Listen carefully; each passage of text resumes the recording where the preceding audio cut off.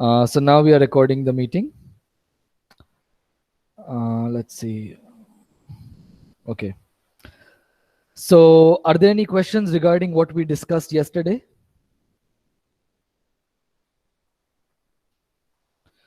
Right. So in particular, we proved this proposition. To write a formal proof with all details is your exercise, but I covered all of the important points in the proof. And the proposition says that if you have an ST flow in a network, let's say F, and if there exists an F incrementing ST path, then what you can do is you can choose an appropriate epsilon and increase the F value on all the arcs on that path, or increase for the forward arcs and decrease for the reverse arcs. And by doing that, you will get an ST flow whose value is greater than the previous flow by epsilon, where epsilon is a positive number, right? And so that in particular means that F is not a maximum flow, right? So the summary is that if there is an F incrementing ST path, then F is not a maximum ST flow. Okay, good. Are there any questions regarding this proposition or how one goes about proving it? Are you all able to write down a formal, rigorous proof on your own? Yes. Okay, thank you. So in that case, let us move on to the converse of this, right? So can we say that if there is no F incrementing ST path, then the given flow is a maximum ST flow? Okay. And the answer to that is yes. And we will prove it today, right? And the idea is that in this particular case, if there is no F incrementing ST path, we will find an ST cut, so that the capacity of the cut, the ST die cut, the capacity of the cut is equal to the value of the flow. Okay.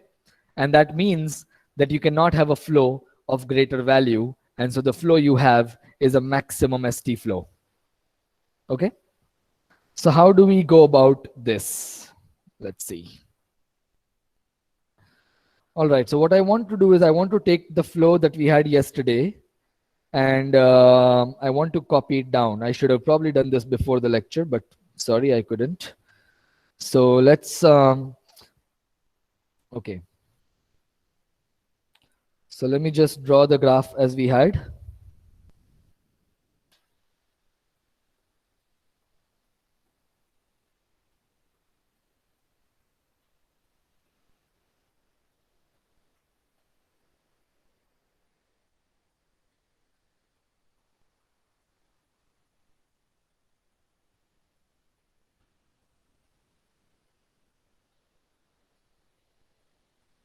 Okay. And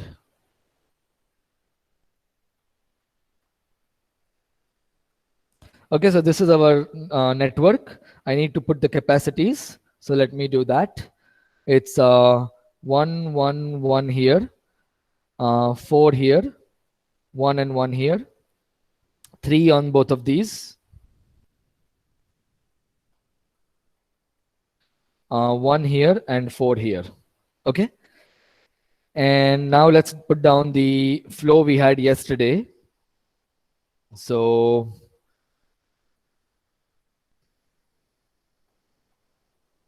I'm going to put down the blue colored flow. So it is the red numbers, and some numbers were changed because we found a path, right? So it's 1 and 3.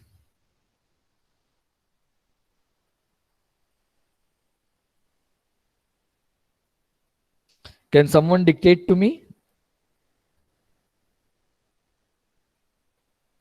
If someone has it in their notes, can you dictate it to me, please? Well, the 3 edges have 2 flow. Which one? Both of the 3 ones. Yes, the 3 ones have 2. Okay, give me a second. This is 2 and this is 2. Yes. Okay. Then middle 4 edges have 0, 1, 1, 0. From the top, 0, 1, 1, 0. Yes. And then there's 1 and 3. 1 here and 3 here. Yes. Is that right? Yes. Okay, good. Thank you very much. All right. So in that case, okay, so now we have this new ST flow, right? We found an we found an F incrementing ST path, and we got a new flow. Now the question is, can we find another flow that is that has greater value than the current flow? Okay, and let's see. So my feeling is that there is no F incrementing ST path here. Okay. Did anybody try to find an incrementing ST path here in this example? I think there's none. There is none. Okay. So then what we are going to do, we'll find out what happens. We'll find out if we have the correct assumption or not. What we will do is we will try to find all vertices. Okay, so we want to prove this statement. We want to prove this statement. This is a yes, and we want to prove that it is yes. Okay. All right. So what we are going to do is we are going to construct another graph, another directed graph. And in that directed graph, we will see if there is a path from S to T, a directed path from S to T. Okay. And if there is no directed ST path in that graph, then we will know that there is no incrementing ST path here, F incrementing ST path in this graph. Okay. And that will help us to find a cut. Actually, let me think about this. Okay.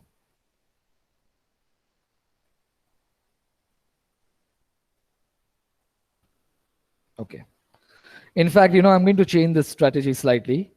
I will come to this example later. I want to just first write down how the proof proceeds, because I think it will be confusing otherwise. So we're going to prove the following theorem. Okay. And then I will show you how the theorem works on this example.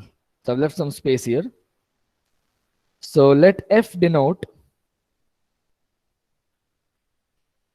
an ST flow in a network N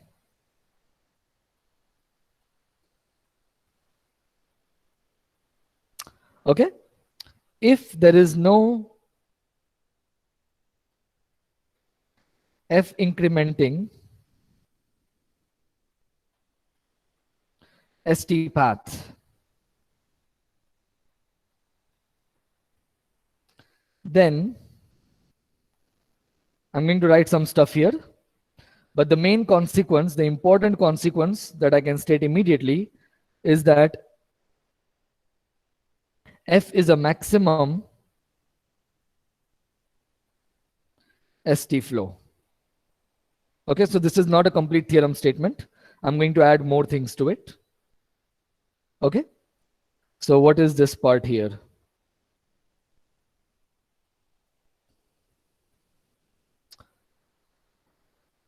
So the goal is to, if you want to prove that some flow is maximum ST flow, the main idea is to find a cut whose capacity is equal to the value of this flow. Okay. So this is our main goal. And now let me try to give the intuition to you behind this proof. So we have S here, and we have T here, and we have some flow. What we want to do is we want to find a cut.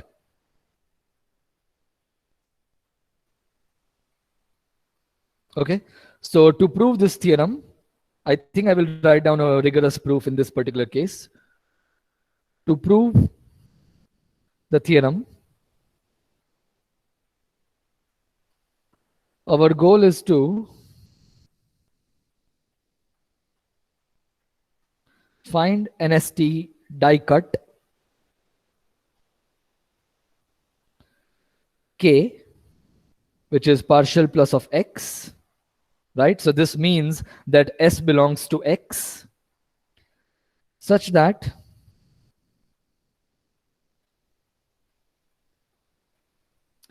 the value of the flow is equal to the capacity of the cut. Okay? Notice that if we are able to achieve this, if we can find such a cut, then we have actually proved this part. Okay? So the rest of this statement is actually going to be, how exactly do you define this cut?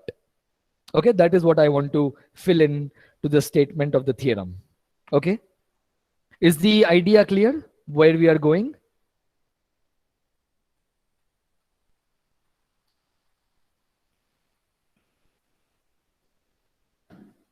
Yes, sir. Yeah? Okay, good. So now we should focus on how exactly are we going to define this cut? Any ideas? Any thoughts? Suggestions? So look at all the ST paths from, let's look at all the ST paths.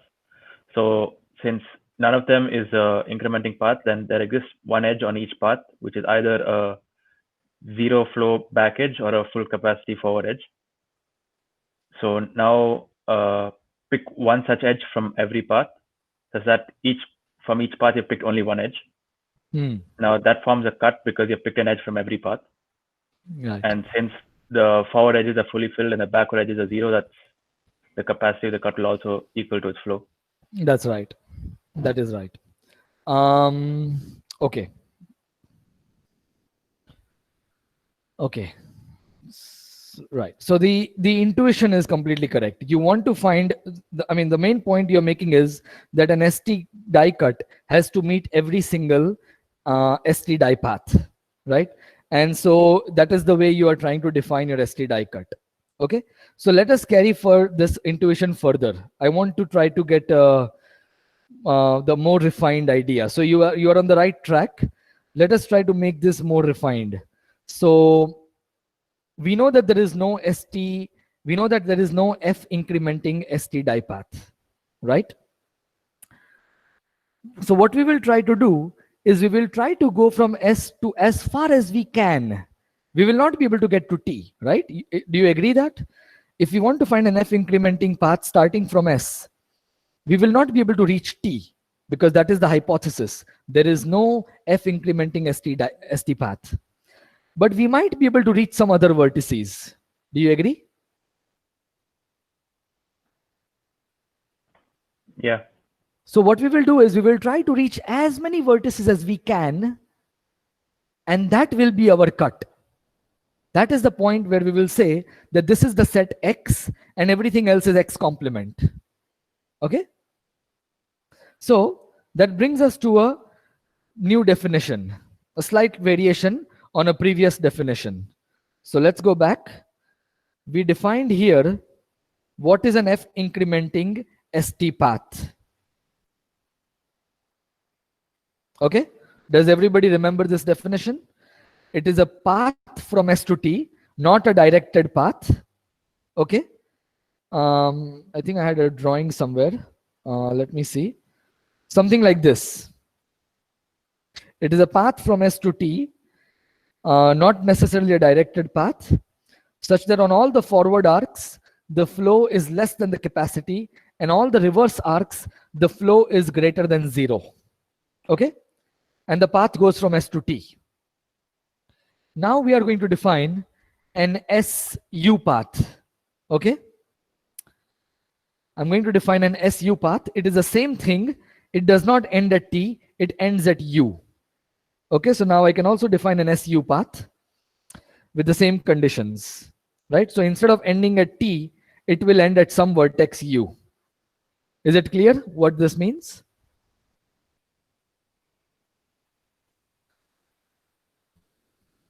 Okay, so what we will do is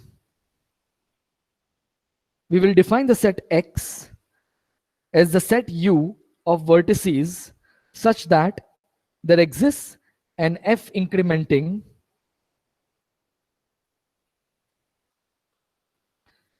SU path. Okay?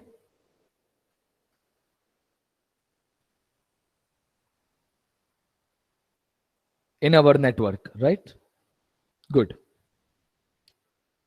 And now we will claim that, our claim is that partial plus of x is an ST die cut. That should be easy. The fact that it is an ST die cut is actually easy. Let me put down K. K partial plus of x is an ST die cut with the following properties.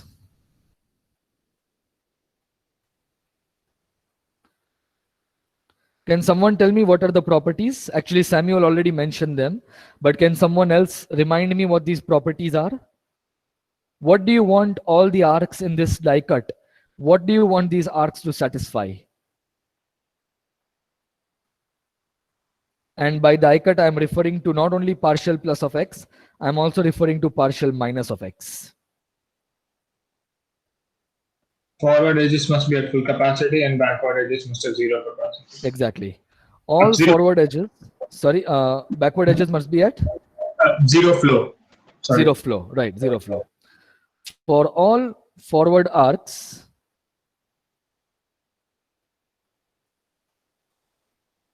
sorry. So for all arcs in partial plus of x, we want that the flow of the arc is at capacity. So if the capacity is 5, the flow is 5. And we want to show that for all reverse arcs, so what I mean in this case is all arcs going from x bar to x, we want the flow to be 0. Okay, we have to prove this, right? It's not just obvious. We need a proof of this, proof of claim.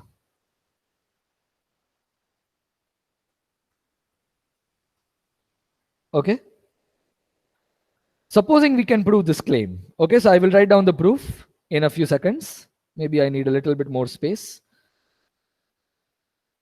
So this is the proof of the claim.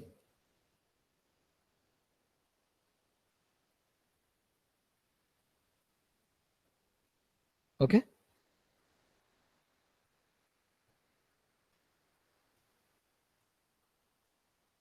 And now let's come back to the proof of the theorem. Supposing we can prove this. Okay. Let's say we know this. What does this mean? If this is true, then what does it mean? And I'm going to call out someone. Let's see.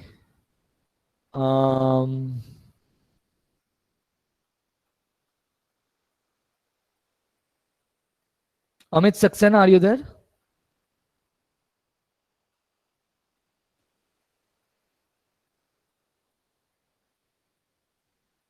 Stefali, are you there? Okay, Amit is there. So what does this mean? Supposing we can prove this claim, what does this mean?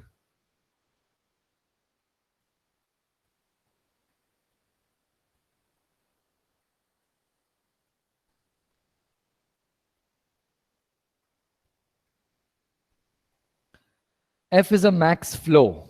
Why? What are you using that we have previously proved?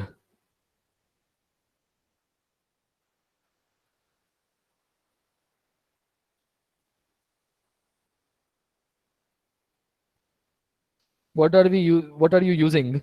Something that we have proved previously. I believe it was in a preceding lecture. Let's see.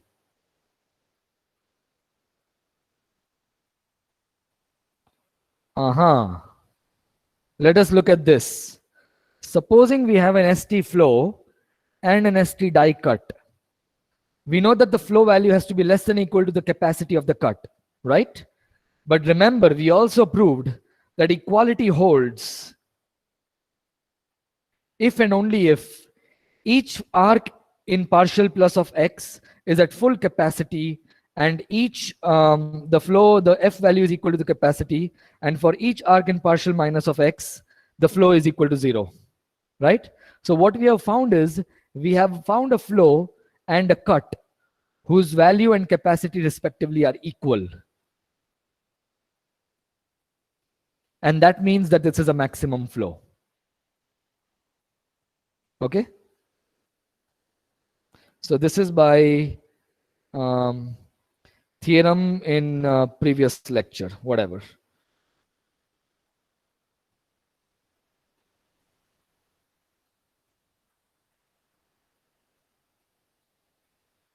Okay, so if we can prove this claim, then it means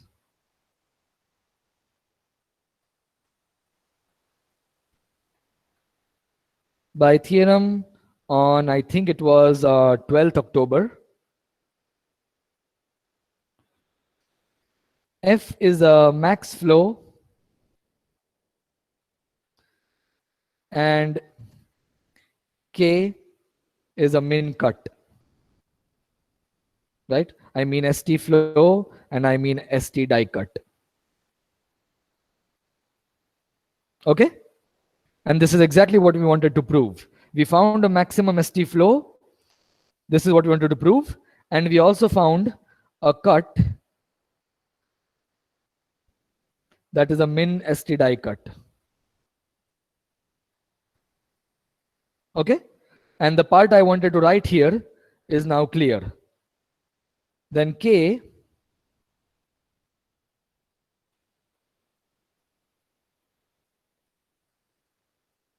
where X is a set of vertices U such that there exists an F incrementing SU path.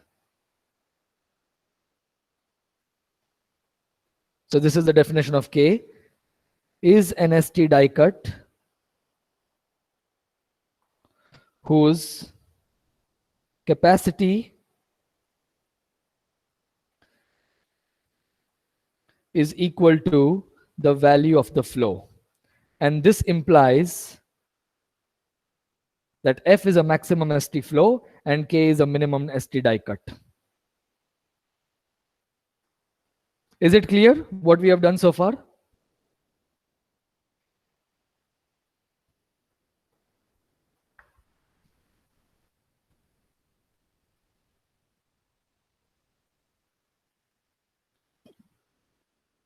Any questions? That's good. Okay, thank you. Okay, good. All right, so now what remains to be done is we need to prove this claim. Okay, good. It is 12:25. So let me take a short pause. We will finish the proof of this claim afterwards. And we will have finished the max flow min cut theorem, and we will also get to an algorithm, and we will complete the algorithm on Friday. But mostly we are done with max flow min cut, and on Friday we will be doing applications of max flow min cut. Okay, good. So now that it is 12:25, I want to discuss the change in the evaluation scheme that I'm strongly considering for various reasons. So one thing is that we are already at 14th October, right? And the course is supposed to finish by 11th December, in the sense that the lectures are supposed to finish by 11th December. So, and so far we have done only one assignment, right? And I had said that we would have 2 quizzes and 1 final exam. It seems to be too many things to do in 2 months. 3 assignments, 2 quizzes, 1 final exam. That seems a lot of stuff to do in a span of 2 months, not just from our point of view, but also from the student's point of view. So I would like to propose that instead of having 2 quizzes, we have a single mid-semester exam. So the plan was to have 2 quizzes worth 30% of the grade and 1 final exam worth 30% of the grade.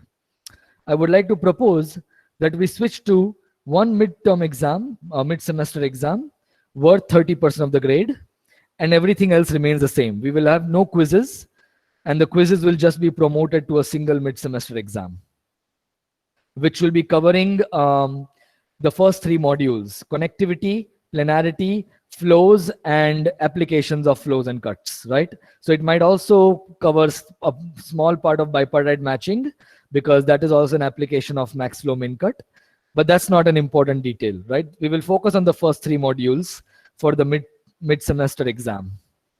And I would like to know how everyone feels about this change. Are there any major concerns? Sir, it will be take home, right? Sorry? It will take home, right? Yes, take home. So the quizzes were supposed to be take home and LaTeX and everything. And I was planning to give 48 hours for each quiz. Instead of that, we will have a mid-semester exam, which will also be take home, LaTeX and everything. And you will have 48 hours to complete this take home exam. Works. Okay. Wait, Is so the anybody, is midterm anybody, is 30%, sorry? and the rest is? So the Sorry? midterm is 30%, right? Yes, 30%. And the rest is? So assignments are still going to be 40% of the grade as previously discussed.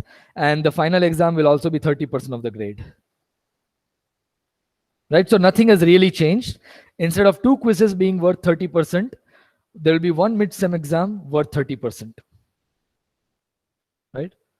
So the only change, I will write it down, instead of 2 quizzes being worth 30% of the total grade, we will have, we may have, depending on how you all feel, a single mid-sem exam worth 30% of the total grade.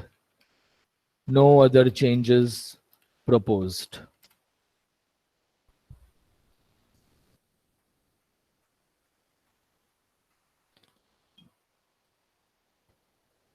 If anybody has any concerns with this change, please feel free to voice them right now.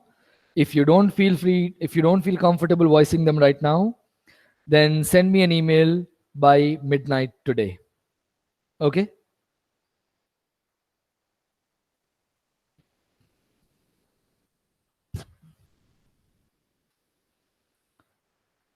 All right. So since nobody is raising any concerns, I assume that so far there are no concerns, and I shall wait till midnight today to see if I get any emails or messages on Moodle. Okay? Good. I also want to discuss the plans for the next few weeks so that you have some timeline in mind. I would like to not change the plan I have in mind, but of course, if there are too many people who request, then I can consider to change it. So here is the plan for next few weeks. Assignment 2 for module 3 will be released on between 16th to 18th October. And assignment 2 will be due between 26th and 28th October. I'll give you 10 days as we had discussed earlier. And if that goes well, then on 6th November, which is a Friday, there will be a discussion session for assignment 2, and the grading will also be done by that day. Grading will be done before discussion session. So Friday is the most popular slot, and I assume that that will not change for any other Friday. Okay? And 6th November will also be the day when the mid-sem exam will be released. And you will have 48 hours to turn in the mid-sem exam. So please read everything on the text on the chat, and let me know if there are any concerns regarding this schedule for the next few weeks. And if there are, then you can either voice them right now, or you can again send me an email or a message on Moodle by midnight today.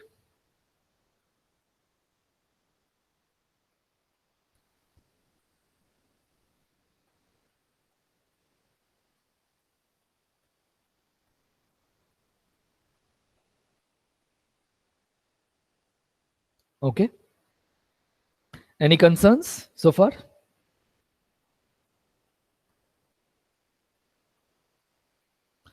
Of course, ideally, if I had planned things well enough, I would have given you this information at the beginning of the course.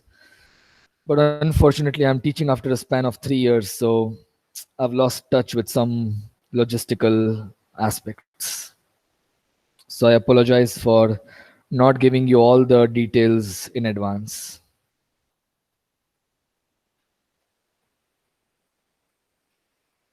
Okay. All right. So if there are no concerns regarding everything we have discussed, then let's proceed. And I will update you on Friday based on whether I receive any emails voicing any concerns. Okay. Okay, there is a question. The submission for midsum exam would be done in LaTeX? Yes. Submission for everything, assignments, midsum exam, final exam, all of it is required to be in LaTeX.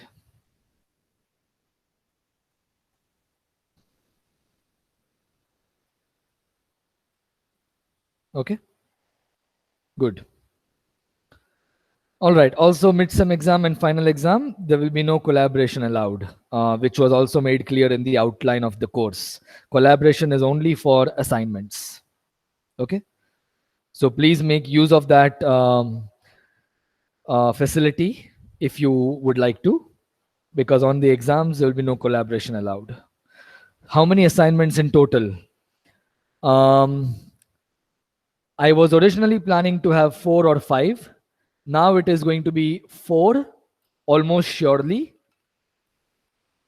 If I really cannot manage, then it might be 3.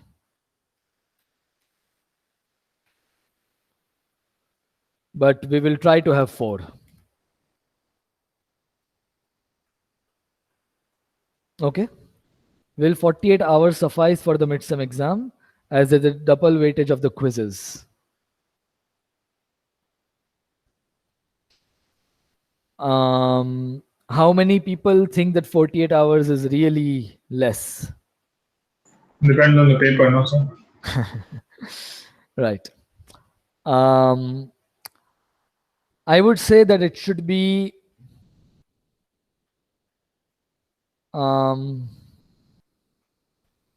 it would be perhaps slightly easier than the assignment 1 and perhaps slightly shorter, but I would not be able to put exact numbers on that.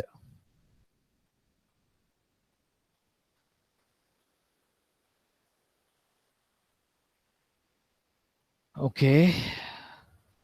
You mean another additional day, Vamsi? Okay. So you mean instead of 48 hours, 72 hours. Is that right? Okay.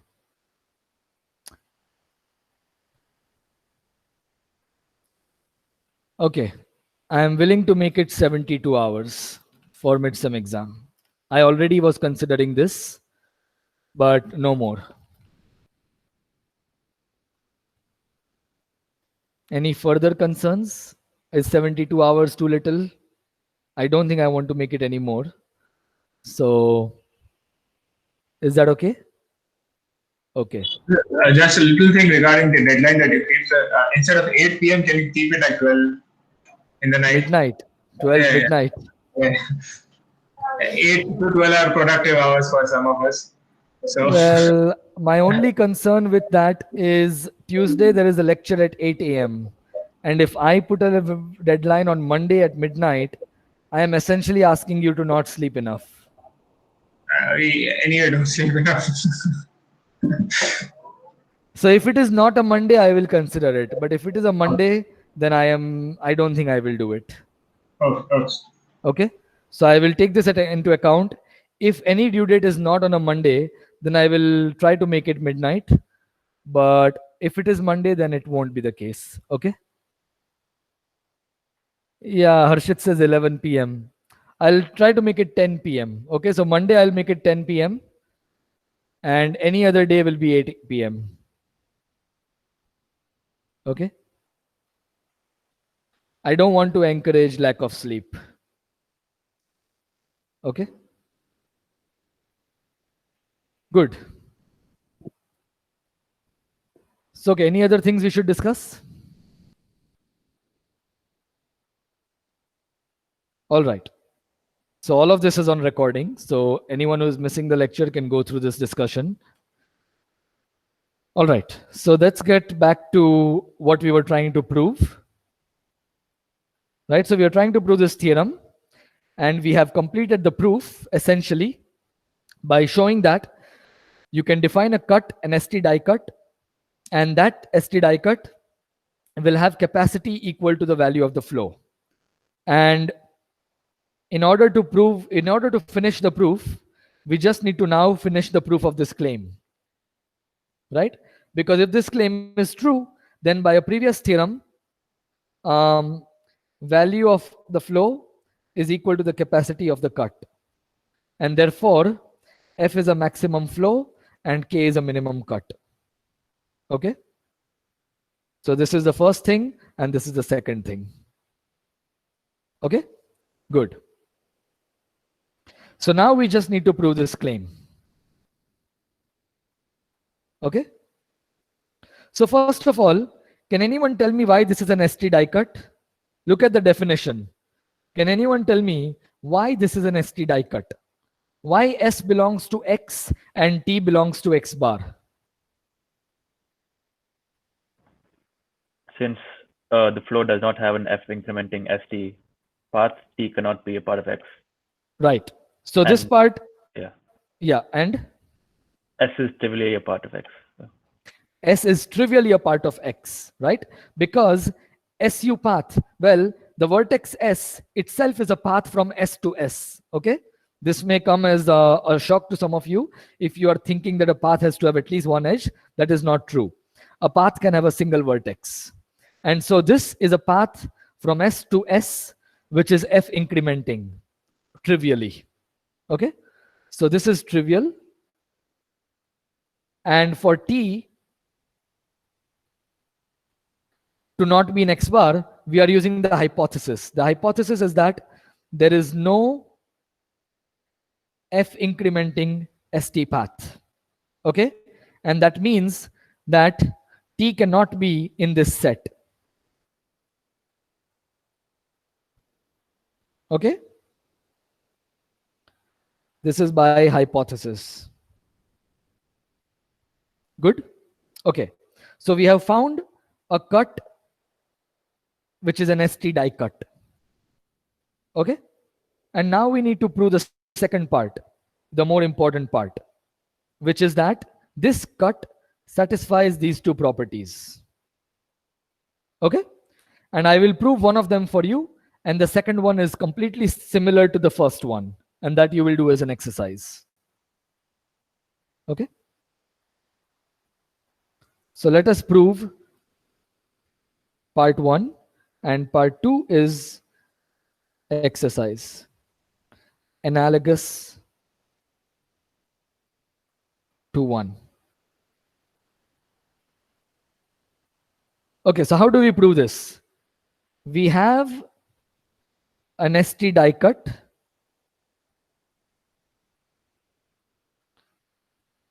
And now we are going to take a forward arc. So an arc which goes from X to X bar. Okay? So let A be an arc in partial plus of X. Okay?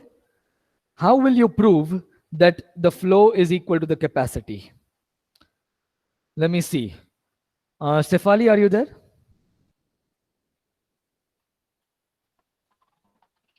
Stefali, are you there? Yeah? Yeah. Okay.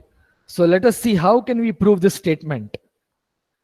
We have one arc going from X to X bar, and I want you to use the definition of this cut, right? Remember the definition is this. I want you to use this definition to prove that the flow on this arc, F value, is equal to the capacity of this arc. Okay. How would you prove this?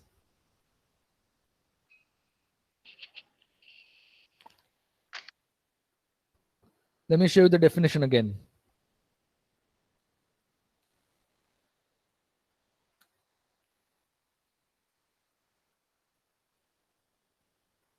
Okay, no thoughts?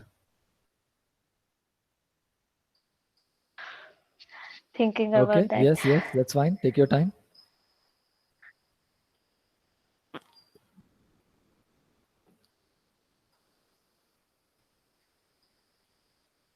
Okay. Abdul, are you there?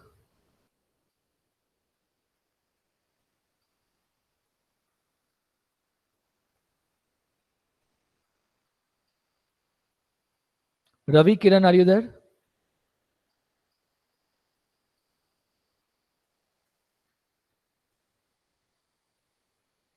Ravi, are you there? Sai, are you there?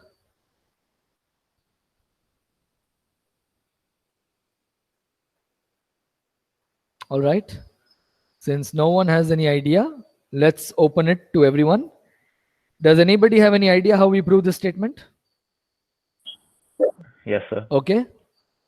And how would you go about proving this? So let's say some arc from vertex u to v belongs to d plus of x. Okay. Then we know that there must be a su incrementing path. Okay, let's stop here. Okay, let's stop here. So let us put the arc having u in x and v in x bar. Okay, so a is equal to uv, where u is in x, and of course, therefore, v is in x bar. Okay.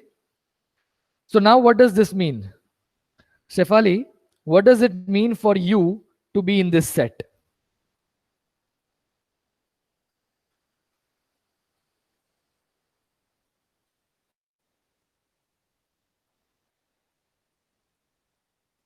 Any thoughts?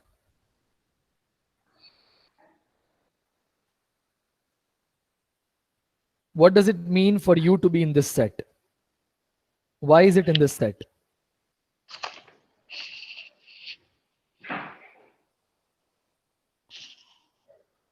Actually, Yeah. what is again F incrementing? Okay, let's Because not worry maybe about that. it's using this fact. So Uh-huh. yeah, Right. So that there exists an F incrementing SU path. right.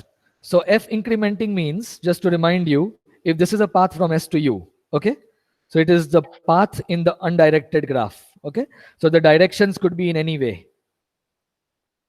F incrementing means that the flow on every forward arc has to be less than the capacity, and the flow for every reverse arc has to be greater than 0.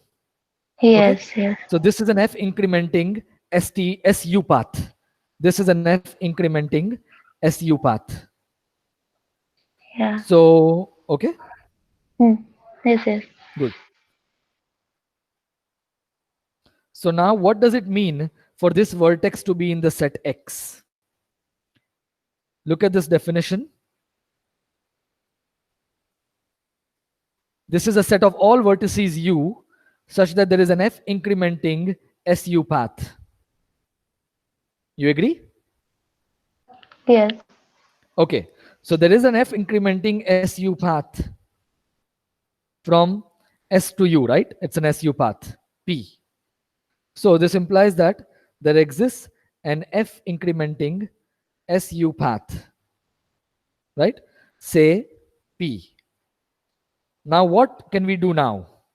Now there is an arc here which goes from U to V, and this arc, we want to prove that f of A is equal to C of A. So let's proceed by contradiction. Suppose f of A is less than C of A.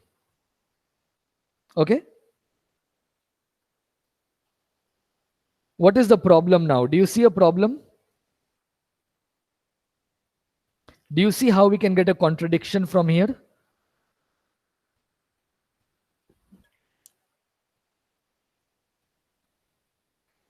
I'll give you a hint.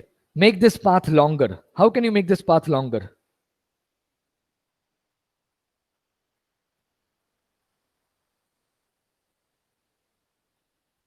How will you make this path longer? Let's add the arc A to it, okay? So I'm considering the path P and I'm including this arc A, okay? I claim that Okay. this is an, can you hear me? Yes, yes. Okay. So I claim that this is an F incrementing SV path. Note that P plus A is an F incrementing SV path. Do you see why? Why is this an F incrementing SV path? Because we have considered that f of a is less than c of a. Yeah. Exactly. So we know that this is already F incrementing. So this satisfies all the conditions. And now we are adding another arc which also satisfies this condition, right? Which is necessary for an an incrementing path, right? So now we have an F incrementing path from S to B. Why is this a contradiction? So from here, let's get a contradiction.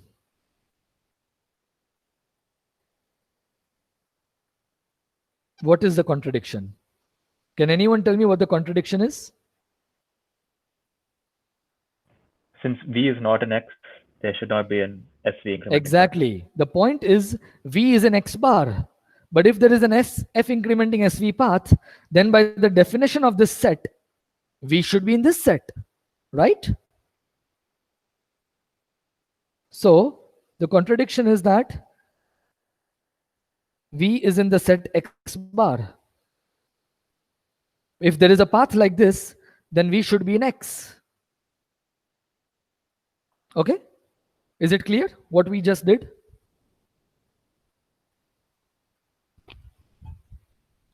Everyone, is it clear? So f incrementing path should be in a means in the same set, right? It should not No, so the be, point, it should well, the be point, in X, all the vertices. no, the definition of a path is not dependent on X and X bar. The definition of the path is simply dependent Okay. on whether it goes from S to V and whether all forward arcs have F less than C and all reverse arcs have F greater than 0, right? So this is an F Yes. incrementing SV path, P plus A, right? And the problem is that Yeah. we defined X to be the set of all vertices U so that there is an F incrementing SU path. So according to this definition, yes. V should also be in X. But well, V is not in X because Yeah. V is in X bar. Right? Okay. Okay? Yeah. All right. So this is the, and now you do the same kind of argument. For all of you, this is an exercise.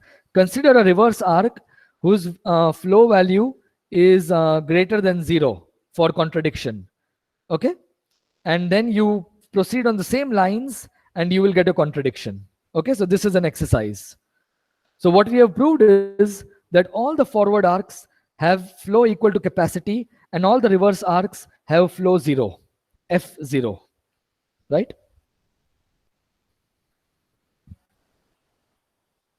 And that proves the claim. Okay, good. So this is a proof of the max flow min cut theorem. This is the max flow min cut theorem.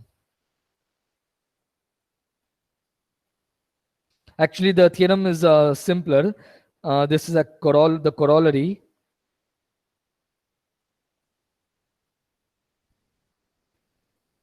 Actually, the max flow min cut theorem is really this, which is a direct consequence of what I said. In any network, the value of the maximum flow, is equal to the capacity of the minimum cut. Okay? And this is directly from the theorem we proved. All right? Good. So we are going to continue on Friday. We will convert what we discussed into an algorithm for max flow min cut, and then we will move on to the applications of max flow min cut. Okay? So hopefully on Friday, students who have already seen max flow min cut will start seeing some new material. Okay?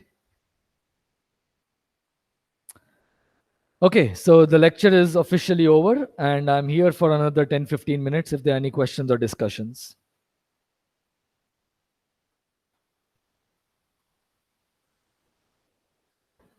Can you go to the last page? Yes. I have to write that. You mean here? Yes, yes. Okay.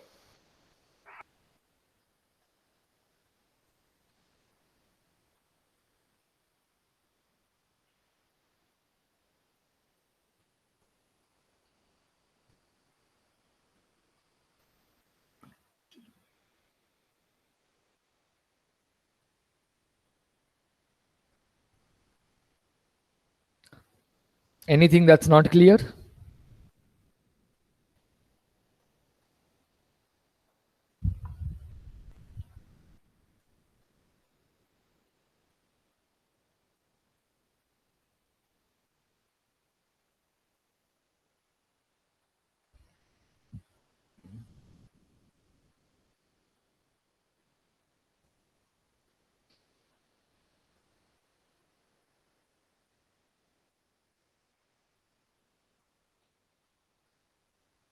Okay, thanks. Okay. If there are any questions, just feel free to ask them, of course. Right. Thanks, Doctor. You're welcome. Thank you.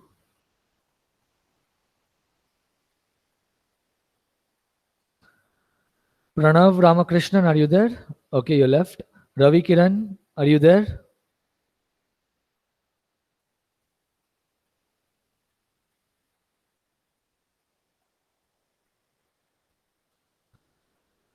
Ravi. Okay, so I think all of you have left the meeting.